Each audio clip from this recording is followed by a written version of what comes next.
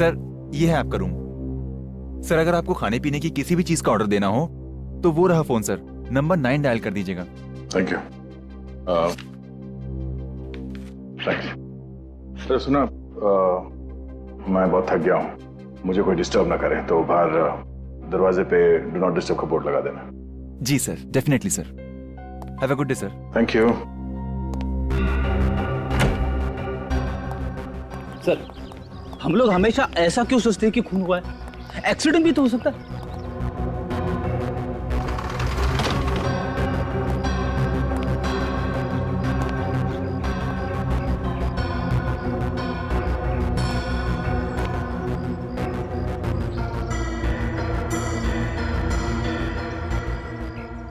हमारे आने से पहले यहाँ की पुलिस भी तो 8-9 दफा छानबीन कर चुकी है ना।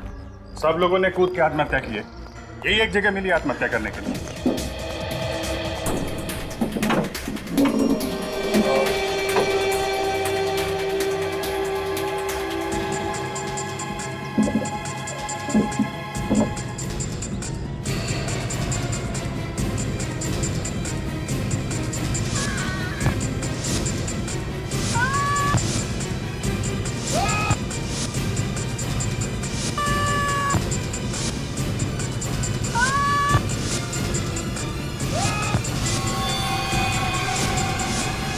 मुझे तो लगता है कमरे में आत्माएं घुस गई है। फिर भाई सर आत्मा कहती है कुछ जा, आदमी कुछ जाता है। फ्रेडी, अगर मैं थोड़ी देर तुम्हारे साथ और रहा ना, मैं खुद आत्मा बन जाऊंगा। दया, ये क्या कर रहा है? अरे दया, नीचे हटो। दया, दया, नीचे हटो, नीचे हटो। क्या कर रहे हो? होटल वालों को पता नहीं चलना चाहिए कि हम लोग कौन हैं। जल्दी चलो।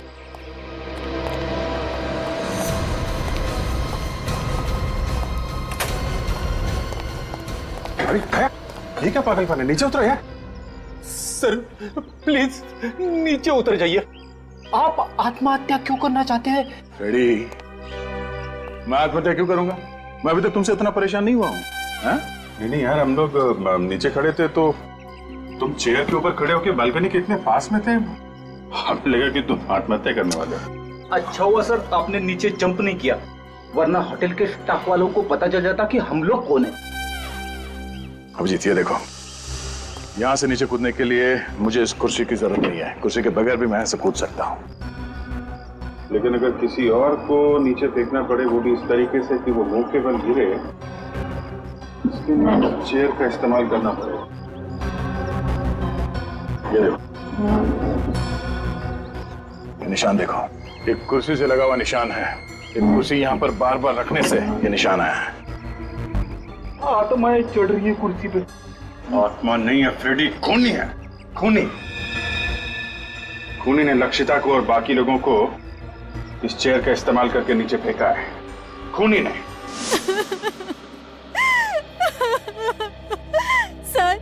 सर प्लीज मेरी मदद कीजिए। होटल ब्लू रॉबिन में मेरी बेटी का खून हुआ है, मगर कोर्ट घर की पुलिस ने इसे आत्महत्या करार कर दिया है। माया जी, आप चिंता मत कीजिए। अगर आपको लगता है कि ये आत्महत्या नहीं हत्या है तो हम हत्यारे को जरूर पकड़ेंगे, लेकिन पहले आप प्लीज पूरी बात बताइए। सर रात को 2 बजे होटल से फोन आया कि मेरी बेटी लक्षिता ने अपने कमरे से कूदकर सुसाइड कर लिया है।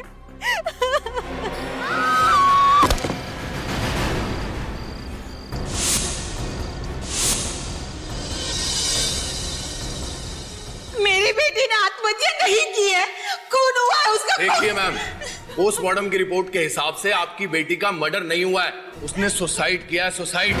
जाइए आप यहाँ से। मेहरबानी करके हमारे होटल में तमाशा करना बंद कर दीजिए। वैसे भी बहुत बदनामी हो चुकी है हमारे होटल की। मैंने कहा ना लक्षिता सुसाइड नहीं कर सकती, ये नहीं हो सकता। क्यों नहीं हो सकता मिसेस माया?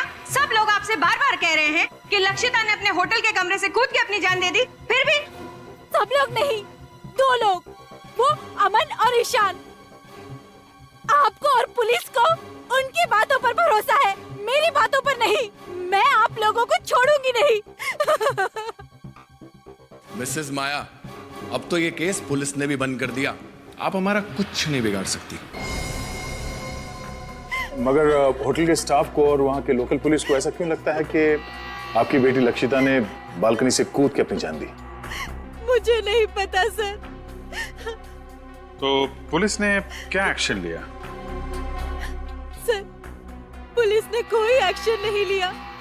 उनका कहना था कि मेरी बेटी लक्षिता ने आत्महत्या की है, लेकिन मेरा दिल कहता है मेरी बेटी कभी आत्महत्या नहीं कर सकती। रात को 11 बजे उसने मुझसे फोन पे बात भी की। वो बहुत खुश थी सर, वो एकदम ठीक ठाक थी। सर ये देखिए सर, होटल ब्लू रॉबिन में ऐसे और 8 आत्महत्या के केसेस हुए और हर बार कमरा नंबर 303 की बालकनी में से कूद के आत्महत्या की गई है। नहीं सर, सर वो लोग झूठ बोल रहे हैं। उन लोगों ने सच जानने की कोशिश ही नहीं की थी।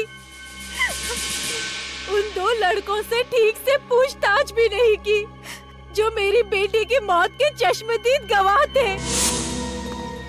देखिए, लक्षिता के बारे में जो भी कुछ मालूम था हमने आपको सब बता दिया।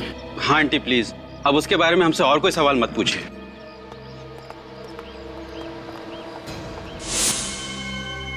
सर ये रिपोर्ट देख लीजिए। 4 लड़कियों की मौत हुई है और 4 आदमियों की। सबकी मौत रात 11 बजे से रात 1 बजे के बीच में हुई है और पुलिस को किसी पे शक नहीं। हाँ सर, उनका कहना है कि लक्षिता की तरह बाकी 8 लोगों ने जब कमरा नंबर 303 की बालकनी में से कूद के आत्महत्या की तब कमरे में और कोई नहीं था। पूरा कोटघर उस होटल की बालकनी को भूतिया बालकनी कहता है। अगर उस होटल में ये सब हो क्या रहा है? ये तो पता लगाना पड़ेगा दया। 9 अलग अलग लोगों ने एक ही कमरे की बालकनी से कूद के आत्महत्या क्यों की? आखिर ऐसा है क्या उस बालकनी में? इस कमरे में बहुत बड़ा राज छिपा हुआ है। होटल के स्टाफ को और होटल के मालिक को सब पता होगा ये सब क्यों हो रहा है। जब नीचे रिसेप्शन में मैंने यही कमरा मांगा तो होटल का मालिक रेहांश और बाकी के स्टाफ मेंबर्स का चेहरा एकदम फीका पड़ गया था। हम लोग यहाँ करीब 1 हफ्ते रहेंगे।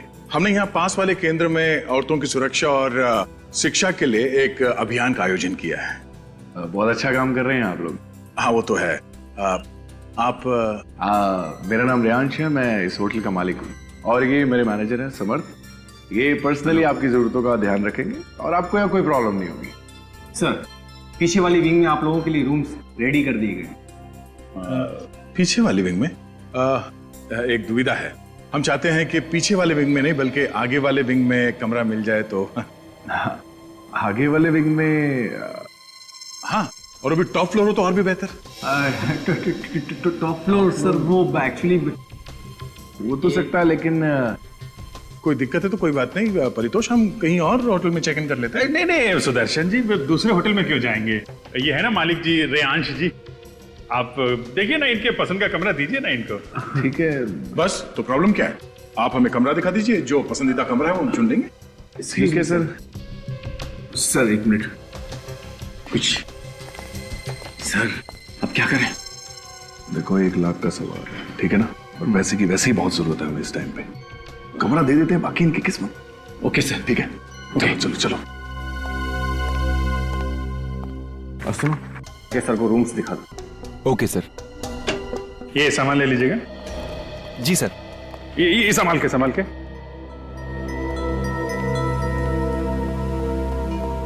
जिस कमरे से आत्महत्याएं हो रही हैं उसके बगल वाला भी कमरा चेक करना पड़ेगा। बेटी देखिए, नीचे का कॉरिडोर चेक कर लो। पूर्वी,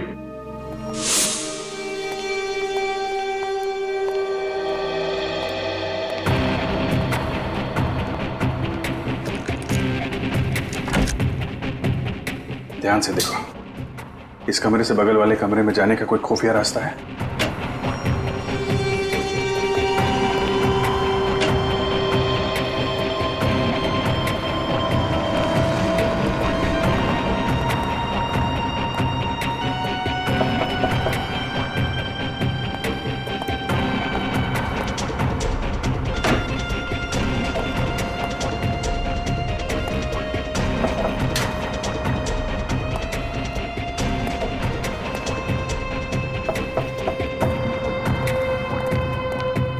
सर सर ऐसा कोई खुफिया रास्ता तो दिखाई नहीं दे रहा। कोई ना कोई रास्ता तो होगा पूर्वी, हमें नजर नहीं आ रहा है।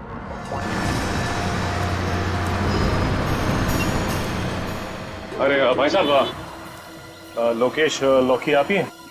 जी साहब, लकी मैं हूँ। जब होटल रॉबिन ब्लू में लक्षिता ने जान दी थी तो उस वक्त तुम वहाँ मौजूद थे क्या? आप लोग कौन? हम लोग सीआईडी से हैं। हमारे सवालों का सही सही जवाब दो। लक्षिता मैडम ने होटल का कैमरा नंबर 303 से कूदकर आपने जान दी।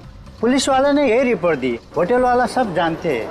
अच्छा ये बताओ, जब लक्षिता की मौत हुई 2 लड़के होटल की लॉबी में अपने दोस्त को ढूंढते हुए आए थे, जानते हो उन 2 लड़के? जी साहब, मैं जो जानता हूँ सब सच सच बताता हूँ साहब। वो दोनों लड़के का नाम अमन और ईशान है। दोनों दीपी बाई कॉलेज में पढ़ते हैं साहब। ये दीपी बाई कॉलेज कहाँ है? ये 10 नंबर रोड पर है। तुम इन दोनों को जानते कैसे? वो दोनों होटल के कॉफी शॉप में अक्सर कॉफी पीना आया करते थे। उस दिन वो लोग ने शराब भी पिया था और लक्षिता मैडम के साथ कुछ अनबन भी हुई थी। ठीक है, सीआईडी तुमसे पूछताछ करने आई थी, ये बात अपने तक ही रखना, समझ गए? एक्सक्यूज मी, आप यहाँ पे ईशान और अमन कहाँ बैठे हो? तुम्हारा दिमाग खराब हो गया ईशान? अरे ऐसे कैसे कोर्ट घर छोड़ के चले जाएं? एक्सक्यूज मी, यहाँ पे ईशान और उसका दोस्त बैठे हैं? पता नहीं। सच सच बताओ, मुझसे क्या छुपा रहे हो तुम? अमन, मैं तुमसे कुछ भी नहीं छुपा रहा। जो कुछ भी हुआ हमारे सामने हुआ। हमारे सामने से विकी होटल से गायब हो गया। ईशान और अमन कहीं बैठे हैं क्या? इसका मतलब समझते हो तुम? मैं तो समझता हूँ, पर शायद तुम नहीं समझते हो कि ये बात कितनी सीरियस है। कल से खुद चुप चुप बैठे हुए हो, मुझे भी चुप रहने को कह रहे हो। एक्सक्यूज मी, ये ईशान और अमन कहीं बैठे हैं क्या यहाँ पे आसपास? जी वहाँ पर। वो सामने उस टेबल पर? जी। उसके माँ बाप को फोन करने से मना कर रहे हो, पुलिस में रिपोर्ट लिखाने को मना कर रहे हो, क्यों? क्योंकि मैं जो भी कुछ कर रहा हूँ हमारी भलाई के लिए कर रहा हूँ, भलाई के लिए। समझ रहे हो कि तुम? बिलीव करो मुझ पे। क्या बिलीव करूं मैं तुम पर? देख, आखिरी बार तूने ही विकी को होटल में देखा था ना? कहीं ऐसा तो नहीं कि तुमने ही विकी को? तुम मुझ पे शक कर रहे हो? वैसे शक तो हमें तुम दोनों पे ही है। आप लोग कौन है? हम लोग सीआईडी से, और ये जानना चाहते हैं कि विकी के गायब होने की बात तुमने पुलिस से छुपाई क्यों? सर मुझे कुछ नहीं पता सर। मैं और अमन उस रात विकी का इंतजार करते रहे और जब वो नहीं आया तो हम लोग घर चले गए। ईशान सर विकी के पीछे पीछे होटल के कमरे तक गया था। वैसे किसे क्या डायलॉग बोलना है तुम लोग ने रिहर्स नहीं किया? ये कुछ और बोल रहा है, तुम कुछ और बोल रहे हो। हाँ? सच सच बताओ कि हुआ क्या था, वरना सबके सामने से तुम्हें घसीटते हुए ले जाएंगे। देखो, हमें अच्छी तरह से पता है कि लक्षिता के साथ छेड़छाड़ की है तुम लोगों ने, लेकिन अगर तुम दोनों निर्दोष हो तो सच्चाई छुपाने की कोशिश मत कर, वरना तुम दोनों के दोनों कॉलेज से रेस्टिकेट कर दिए जाओगे। मैं नहीं सर, ये कल रात से कुछ छुपा रहा है सर, मुझे भी नहीं बता रहा है। इसी ने आखिरी बार विकी को देखा था सर। हाँ सर, मैं विकी के पीछे गया था। जब मैं, अमन और विकी उस रात होटल ब्लू रॉबिन पहुंचे तो हम तीनों ने बहुत पी रखी थी सर। लक्षिता वहां पर भीगी हुई हालत में आई और लक्षिता होटल में चेक इन करने के लिए रिसेप्शन काउंटर में गई और हेलो, मेरा नाम लक्षिता है। इस होटल में मैंने एक रूम बुक कराया था। प्लीज आप मुझे मेरा रूम नंबर बताएंगी? एक मिनट मैम, मैं चेक कर लेती हूँ।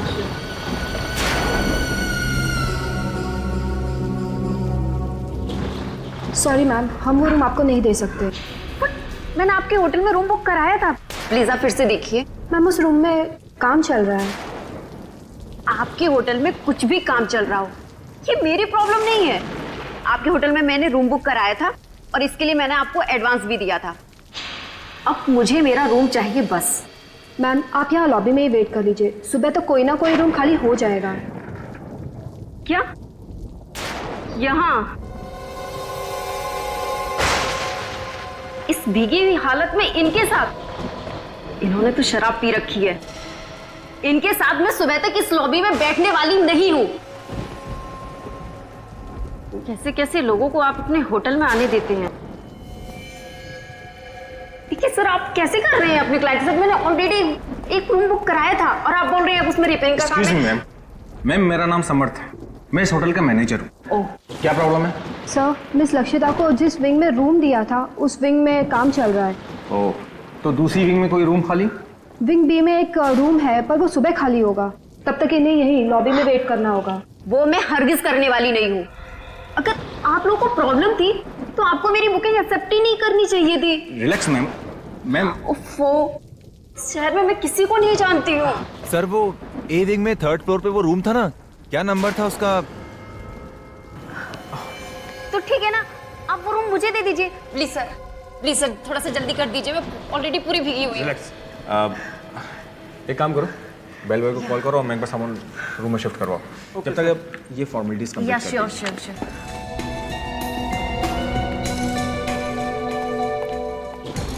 303 सामान लेके जाओ। Thank you. और यहाँ विकी मानने को तैयार ही नहीं हो रहा था। उसे बहुत गुस्सा आया था लक्षिता पर। तुम बैठो, मैं देखता हूँ। ये रखिए कहीं को सब बखेड़ा खड़ा ना कर दे। एक मिनट। उसे रोकने के लिए मैं उसके पीछे गया था, मगर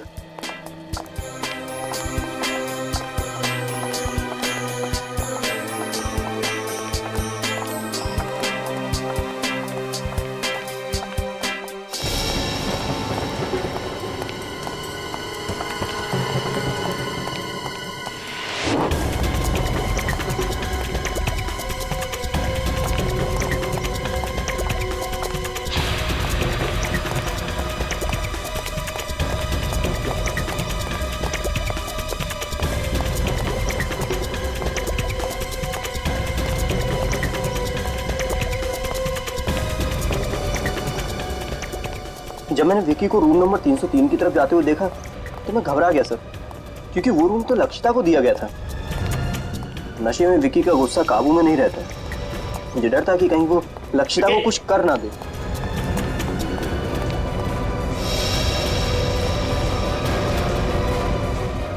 विकी! आप यहाँ क्या कर रहे हैं? आप तो हमारे होटल के गेस्ट नहीं है। आप प्लीज लॉबी में चले जाइए, प्लीज चलिए। होटल के स्टाफ को विकी के बारे में कुछ भी नहीं पता है। बस मन में प्रार्थना करने लगा कि विकी लक्षिता पर हाथ ना उठाए, और चुपचाप वापस लॉबी में आ गया। चलो, बहुत देर हो गया। कहाँ रह गया यार ये? 3 घंटे बीत गए सर। फिर भी जब विकी वापस नहीं आया तो अमन और मैं होटल से चले गए। और क्या करते सर, बारिश भी रुक गई थी। अब होटल लॉबी में बैठने का कोई भी बहाना नहीं था हमारे पास। जिस लड़की से कुछ देर पहले हम लोग झगड़ रहे थे, उसे हमारे सामने दम तोड़ते हुए देखकर हम लोग बौखला गए। डर के मारे हमने ऊपर रूम की तरफ नहीं देखा। समर साहब जल्दी आइए। समर साहब देखिए। Oh my God,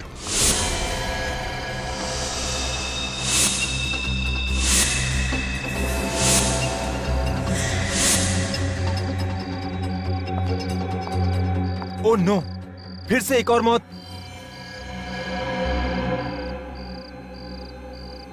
miss Lakshita. 303 sir, Riyansh sir को इन्फॉर्म करना होगा। हाँ, रियांश सर को फोन करके उठाओ। और तुम लक्षिता के रूम में जाकर चेक करो, इसका सेल फोन होगा, उसमें इसके घर वालों का फोन नंबर होगा, और इस हादसे के बारे में इसके घर वालों को इन्फॉर्म करो। रूम नंबर 303 की 9वीं दुर्घटना है, फिर से पुलिस को बुलाना पड़ेगा। और उसके बाद अगले दिन हम फिर से विकी को ढूंढने होटल में गए थे सर, लेकिन पुलिस वहां पहले से पूछताछ कर रही थी, और तब तक भी विकी का कुछ पता नहीं चला था। और तुम दोनों अब तक चुप रहे। हाँ? हो सकता है कि लक्षिता की मौत की वजह विकी हो।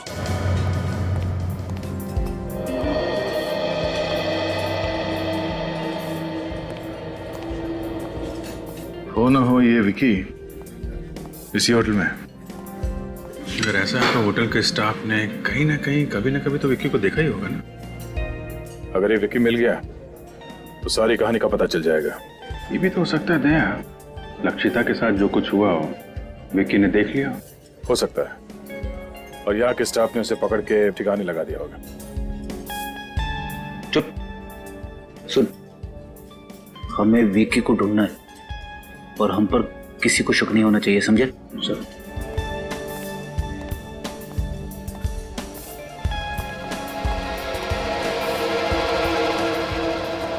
चले भाई, चलो उधर। क्यों रे फेंकू? हाँ, बहुत ऊंचा ऊंचा फेंक रहा था ना। क्या हुआ? पैसे का क्या हुआ? हाँ, कब दे रहा है? इंस्टॉलमेंट निकालता है कि इधर ही तेरा डाउन पेमेंट कर डाले? देखो, पहले छोड़ो मेरे बेटे को, छोड़ो इसे। इसे कहो कि हमारी पैसे ढीले कर दे, हम हमारी पकड़ भी ढीली कर देंगे। एक्सक्यूज मी, एक प्लीज। रेयांश से आपको जो भी प्रॉब्लम है, लेकिन ये कोई तरीका नहीं है शरीफ आदमी से इस तरीके से बात करने का। शरीफ, बहुत देख ली इसकी शराफत। देखिए माँ जी, अपने बेटे को कहिए कि हमारे पैसे जल्दी से जल्दी चुका दे, वरना इस जगह को ताला लगने में थोड़ा भी टाइम नहीं लगेगा, समझा? चले छोड़ो।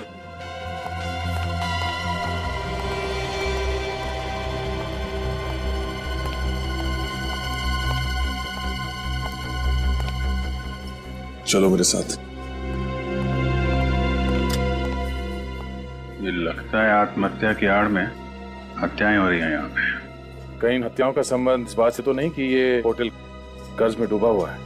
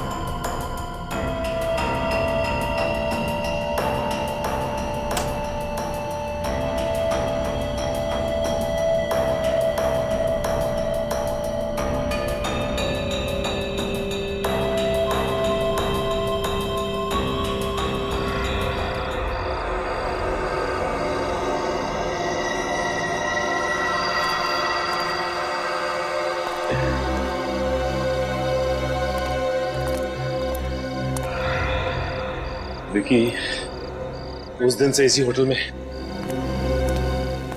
लेकिन होटल वालों को पता ही नहीं। तो ऐसा तो नहीं कि विकी का भी मर्डर हो गया?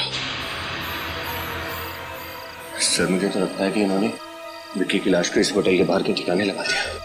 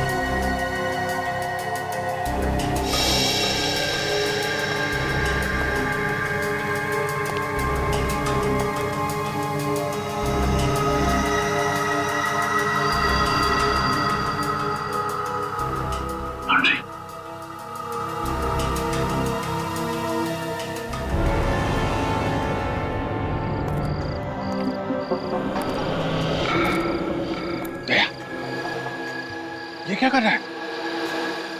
अरे अरे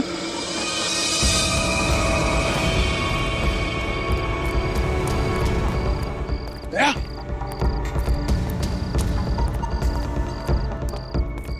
अरे दया, क्या कर रहे हो? क्या सर? अरे क्या कर रहा है ये? दया, क्या कर रहे हो?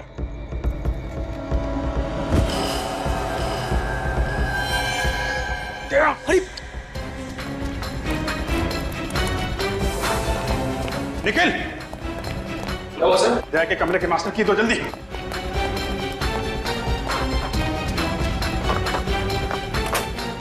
दया,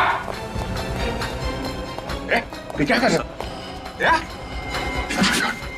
सर लगे तो जल्दी। दया, इसको लेटो इधर जल्दी। दया, संभल के। सर, सर, सर, डॉक्टर को बुलाओ जल्दी। दया, क्या हुआ है? सर लगता है सर को कोई नशीली दवा दी गई है। मगर वो आदमी अंदर आया कहां से? खूनी दरिंदे नहीं, वो सारे के सारे कुल्हाड़ी लेके मुझे मारने आ रहे हैं। नहीं, और वो औरत, उससे कहो कैसे चीखे नहीं। मैं पागल हो जाऊंगा।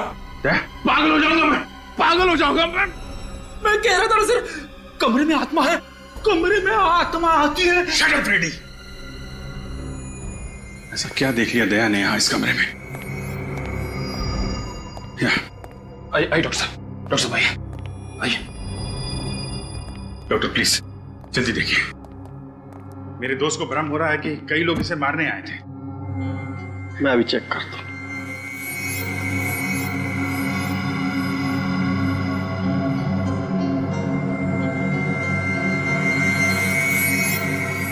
लगता है इन्हें कोई नशीली दवा दी गई है, लेकिन आप लोग चिंता मत कीजिए, मैं एक इंजेक्शन दे देता हूँ, थोड़ी देर में बिल्कुल नॉर्मल हो जाएगा।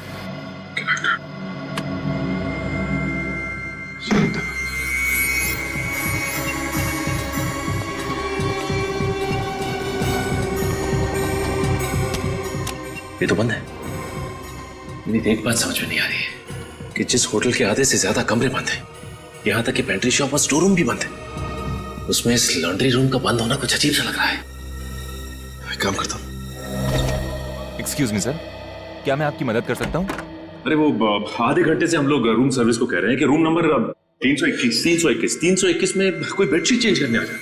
सर ये तो लगभग 3 दिनों से जाम पड़ा है। मैं दूसरे विंग से बेडशीट भिजवाता हूँ। प्लीज थोड़ा जल्दी कीजिए। Okay okay sir. सर 3 दिन पहले तो लक्षिता की मौत हुई थी। एक काम करते हैं, अंदर चलते हैं, सब पता चल जाएगा। अब कैसा लग रहा है दया तुम्हें? क्या हुआ? तुम सब लोग यहां कैसे? दया तुम नीचे कूदने वाले थे। I mean, कोई तुम्हें खिड़की से नीचे फेंकने की कोशिश कर रहा था। हम लोगों ने नीचे से देखा और चिल्लाए तो शायद वो आदमी भाग गया, लेकिन हुआ क्या था यहाँ इस कमरे में? अजीत, मैं इस कमरे में 10:40 में आया और अंदर आके मैंने पहले ये दरवाजा अंदर से बंद किया, फिर उसके बाद मैंने ये लाइट स्विच ऑफ कर दिए और यहाँ बेड पे लेटा हुआ था कि अचानक मेरा सर घूमने लगा। ऐसे लगा जैसे इस तरफ से बहुत सारे लोग कुल्हाड़ी लेके मुझे मारने आ रहे हैं। उसके बाद शायद मैं बेहोश हो गया। अगर अभिजीत, अगर मैं बेहोश था तो खुद अपने आप उस चेयर पे नहीं चढ़ सकता था। इसका मतलब है कोई और यहां इस कमरे में आया था। हाँ दे, मगर निखिल बाहर पहरे पे था तो आदमी अंदर आया कैसे?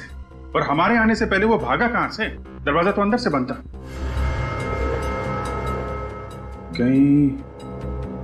कहीं वो नशीली चीज तुम्हें किसी ने सूंघा तो नहीं दी?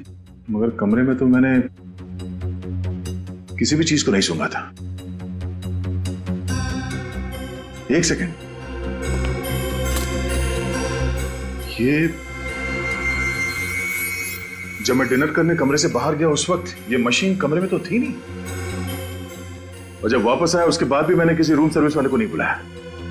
तो फिर ये मॉस्किटो रिपेलेंट कमरे के अंदर आया कहां से?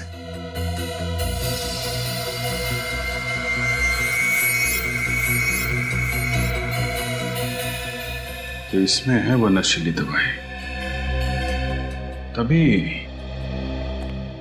जिन जिन लोगों को इस कमरे से फेंक के खून किया गया था, उनकी पोस्टमार्टम रिपोर्ट में ड्रग्स का नामो निशान नहीं था। उन सबको ये नशीली दवाई सुंघाई गई थी, जिसकी वजह से वो बेहोश हुए थे और उनका खून कर दिया गया। फिर से चेक।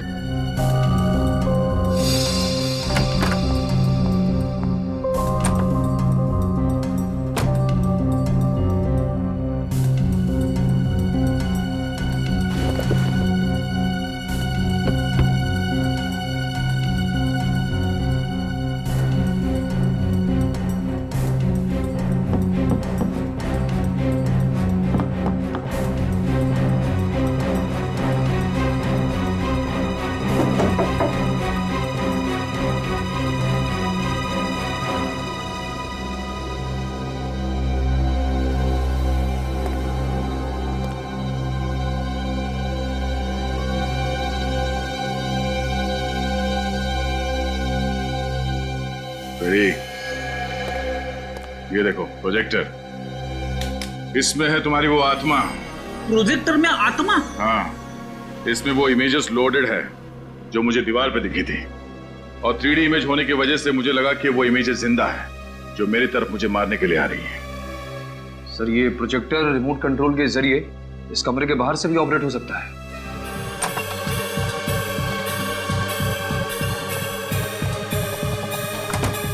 बहुत बदबू आ रही है, शायद इधर से।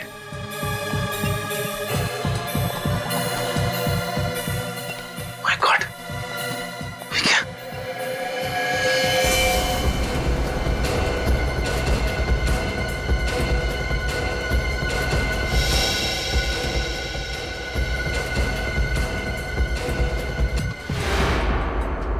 चाकू लगा ऐसे।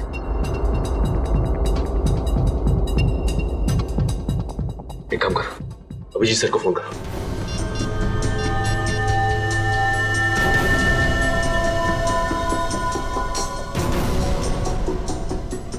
विकी,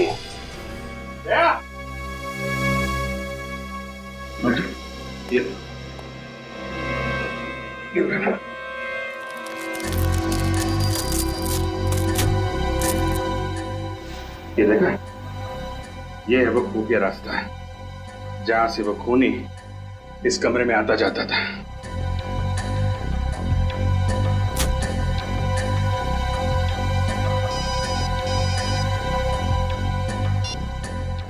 मिनट। अच्छा, रुको वहीं पे, विकी की लाश मिली है। निखिल, होटल के मालिक और मैनेजर को लॉन्ड्री रूम में बुलाओ।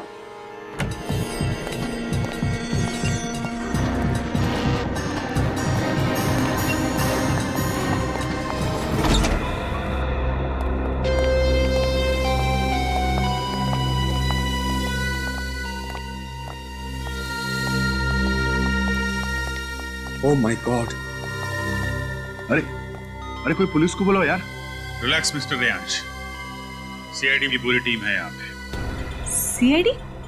लेकिन आप लोग तो... देखिए, हम लोग ना तो एनजीओ से हैं, ना ही मेरा नाम परितोष है।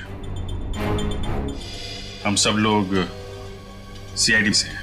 मगर आप सबने हमसे अपनी पहचान क्यों छुपाई? रूम नंबर 303 में लक्षिता और बाकी के 9 लोगों की मौत हुई है। उसी की तहकीकात करने के लिए हमें अपनी पहचान छुपानी पड़ी। और वो खून कैसे हो रहे हैं, इसका पता लगा लिया हमने। सर, गले पे उंगलियों के निशान है सर, ग्रीस लगा हुआ है। सर, इस ग्रीस की वजह से खूनी के फिंगरप्रिंट्स, ये देखिए, इसके गले पे साफ दिखाई दे रहा है। मतलब जब इस विकी का खून हुआ तब खूनी के हाथ में ग्रीस लगा हुआ था। हो सकता है आने से पहले उसकी कार खराब हो गई हो और उसने खुद ही कार रिपेयर करने की कोशिश की हो।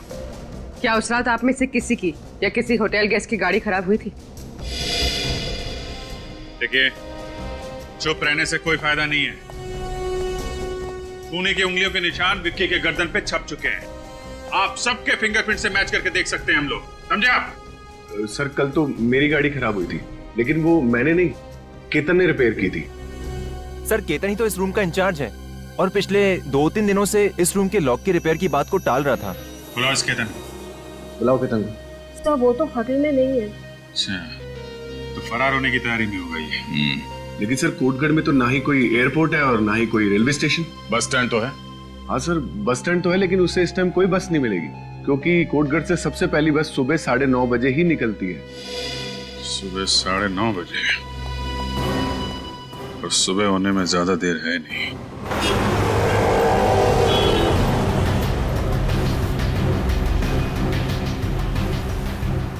मुंबई जाने वाली पहली बस डिपो से 9:30 बजे निकलेगी। उसे किसी भी हाल में डिपो में दबोचना बहुत जरूरी है। सर अगर हम रात को ही डिपोट पे पहरा देते तो शायद ठीक रहता। नहीं विनीत, वार तब करना चाहिए जब लोहा गर्म हो। अगर केतन को पता चल जाता कि हम बस डिपो पे उसका इंतजार कर रहे हैं तो वहां से भागने का कोई और रास्ता निकाल लेता।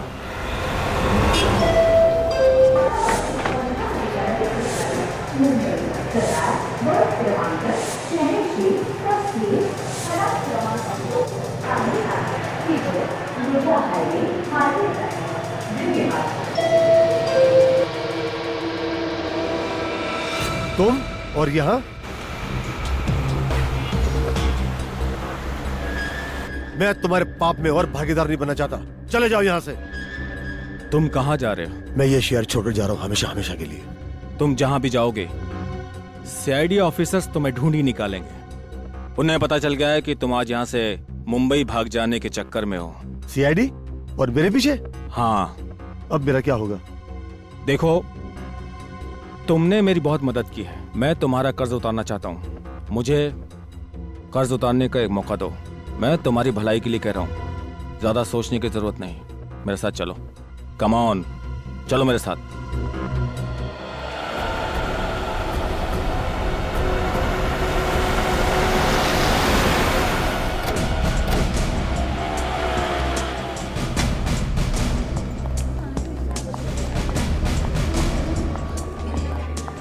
एक्सक्यूज मी, आपने ये आदमी को देखा है कहीं?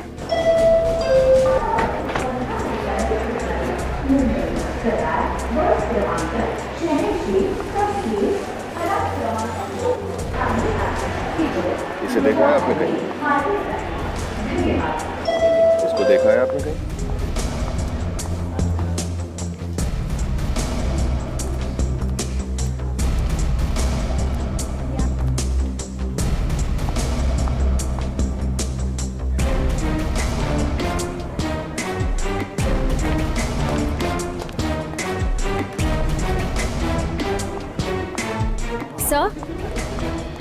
सर, केतन को यहाँ किसी ने नहीं देखा। नहीं विनीत,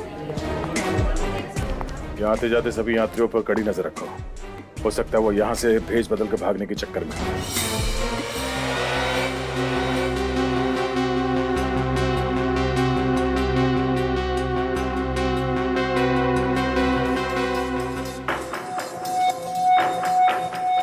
तो मुझे कहाँ ले जा रहे हो? आखिर यहाँ से बचकर भागने का प्लान क्या है तुम्हारा?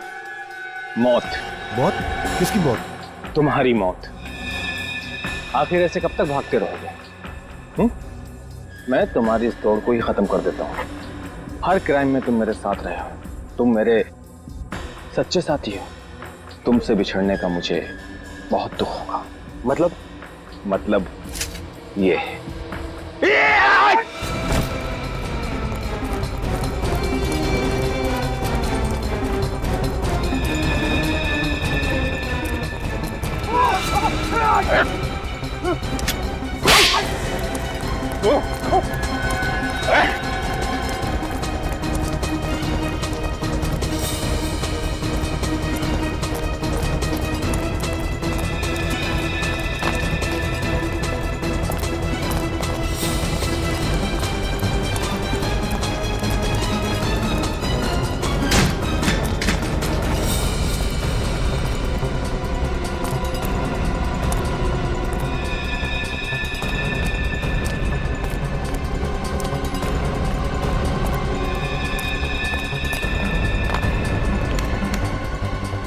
सुबह सुबह जॉगिंग करना सेहत के लिए बहुत अच्छी होती है।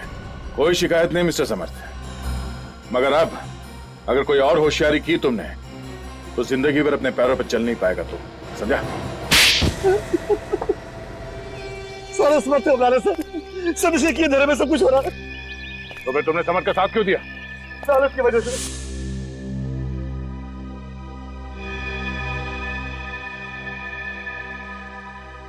इसने मुझे 10% का पार्टनर बनाने का वादा किया था।